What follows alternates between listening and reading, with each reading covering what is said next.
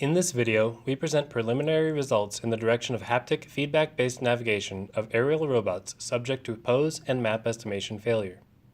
The proposed solution draws inspiration from nature and is motivated by the role of insect antennae and feline whiskers. Insect antennae act as feelers and are essential for navigation functionalities, while feline whiskers are particularly important for perception in distances shorter than 30 centimeters. In this work, we consider the case of temporal sensor degradation or failure that makes it impossible to estimate the full pose and the map of the environment. This can be the case, for example, when a common visual camera-based aerial robot is operating in a smoke-filled environment.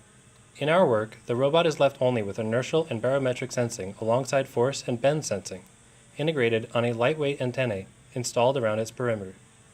A reactive control scheme exploits this haptic feedback and ensures resilient and collision-tolerant flight, while at the same time the robot tries to maintain its altitude and general direction biased from the attitude commands prior to the moment that sensor degradation or failure occurred. This preliminary work aims to provide an alternative approach towards resilient robotic behavior for short-term sensor loss or degradation in hard, visually degraded environments.